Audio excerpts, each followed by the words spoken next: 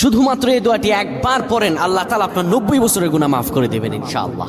আপনার 90 বছরের গুনাহ মাফ হয়ে যাবে শুধুমাত্র এই দোয়াটি যদি একবার পড়তে পারেন। আপনার ভাগ্য খুলে যাবে, রিজিকে বরকত আসবে, মনের ন্যাক আশা পূরণ হবে, আল্লাহ আপনার সব দোয়া কবুল করে দিবেন। সুবহানাল্লাহি ওয়া বিহামদি। এত ফজিলত, এই দোয়াটা আপনারা শেয়ার করে দিবেন। এই যুবকেরা, আমল না করেও সওয়াব পাবা। তোমার একটি শেয়ারে, একটা বাটনে প্রেস করে তুমি সওয়াব পেয়ে যাবা। কারণ তুমি আমল না করো, অন্য কেউ যদি তোমার শেয়ারের বদৌলতে আমল করে, সওয়াব তুমি পেয়ে যাবা। নবীজির হাদিস। আমার ভাইয়েরা, আল্লাহর কাছে দোয়া করা, আল্লাহর কাছে দোয়া চাওয়া, এটি হলো মুমিনদের কাজ। আমার আল্লাহ বান্দাকে বলেন, বান্দারে উদউনি আস্তাজিব লাকুম, আমার কাছে চাও, আমার কাছে চাইলে আমি আল্লাহ তোমাকে দিয়ে দিব।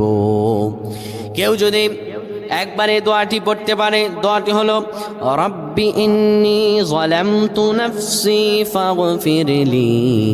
কেউ যদি এই দোয়াটা একবার পড়তে পারে, আমার আল্লাহ তাআলা তার 90